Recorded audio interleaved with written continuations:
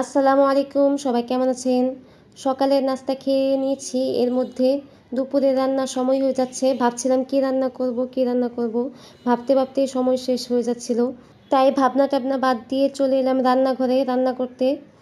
এই তো সবজিগুলো কেটে নিচ্ছি। আজকে ভাবছিলাম লাউ চিংড়ি করব আর কচুমুখী দিয়ে বড় মাছ রান্না করব আর কচুর ভর্তা বানাবো। এই তো দেখতে থাকুন আপনারা। এই তো লাউগুলোকে কুচি করে নিয়েছি, এবার কচুরমুখীগুলোকেও কেটে নেব। এই তো দেখুন আমার সব কাটাকাটি শেষ, এবার রান্না শুরু করে দিব। তাই প্রথমে লাউ চিংড়িটা দিয়ে শুরু করব। এর জন্য প্রথমে কড়াইয়ে পেঁয়াজ কুচিটা দিয়ে একটু নেড়েচেড়ে কয়েকটি কাঁচামরিচ ফালি দিয়ে দিয়েছি। এরপর হাফ চা চামচ হলুদ, হাফ চা চামচ আদা রসুন বাটা দিয়ে একটু নেড়েচেড়ে কষিয়ে নেব।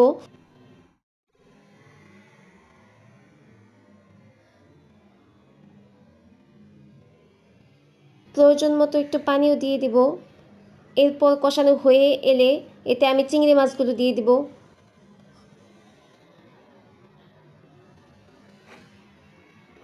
এরপর আবার কিছুক্ষণ কষিয়ে নিব। এবার এতে লাউ কুচিগুলো দিয়ে দিব। প্রয়োজন মতো লবণ দিয়ে নেড়ে চেড়ে ঢাকনা দিয়ে ঢেকে দিব। এবার আমি মাছ রান্নার জন্য মাছগুলোকে লবণ মরিচ হলুদ দিয়ে মেখে নিব। এরপর আমি মশলাটাকেও রেডি করে রাখবো, যাতে পরে সব কিছু সহজ হয়। সেজন্য বাটিতে হলুদ মরিচ ধনিয়া জিরা আদা রসুন ও লবণ দিয়ে মশলাটাকে একটু পানি দিয়ে মিক্স করে নিচ্ছি। মশলাটাও রেডি আর আমার লাউ চিংড়িটাও রেডি হয়ে গিয়েছে। এবার এটাকে একটু নেড়ে চেড়ে নামিয়ে নিব। এবার চুলায় একটি প্যান বসিয়ে দিয়েছি মাছ ভাজার জন্য। মাছগুলো ভাজা হয়ে গিয়েছে, এবার এগুলোকে উঠিয়ে নিব। এই দেখেন কি একটা অবস্থা, আরও ভাজি হবে, কড়াই থেকে উঠতেই চায় না। এবার কড়াইয়ে আরেকটু তেল দিয়ে এতে পেঁয়াজ কুচি দিয়ে হালকা করে ভেজে নিচ্ছি। এবার এতে গোলানো মশলাটা দিয়ে দিব এবং একটু পানি দিয়ে নেড়ে চেড়ে মশলাটা কষিয়ে নেব।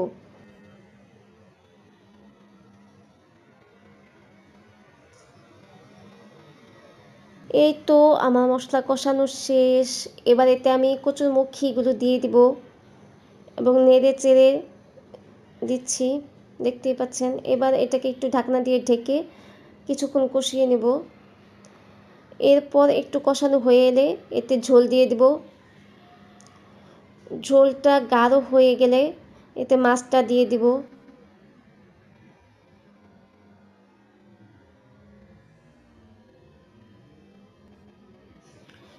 এই তো তরকারিটা হয়ে এসেছে।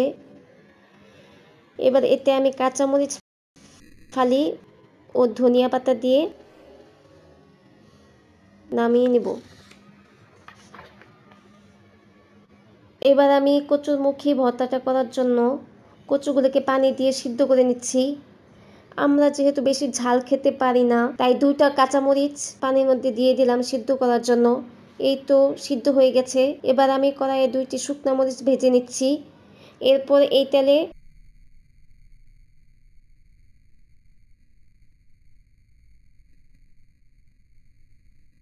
কচুগুলো ভেজে নিব।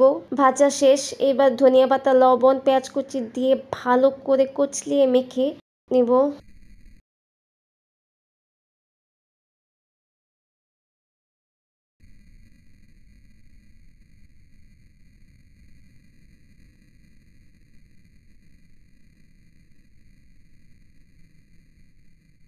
এই তো সব খাবার রেডি, এবার খাওয়ার পালা। এত রান্না করতে করতে হাঁপিয়ে গিয়েছি, তাড়াতাড়ি খেয়ে নেই। এই তো দেখতেই পাচ্ছেন আমি প্রথমে কচুরমুখী ভর্তাটা দিয়ে খাবারটা শুরু করেছি। ভর্তাটাও কিন্তু সেই হয়েছে। এবার আমি একটু লাউ চিংড়িটা টেস্ট করে দেখব। লাউ চিংড়িটাও কিন্তু অসম্ভব মজার হয়েছে। এবার আমি একটু মাছটা নিব।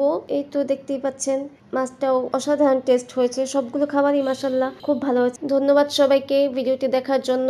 যদি ভিডিওটি ভালো লেগে থাকে তাহলে অবশ্যই একটা লাইক এবং সাবস্ক্রাইব করে দিবেন, আর ফেসবুক থেকে দেখে থাকলে ফলো দিয়ে দিবেন।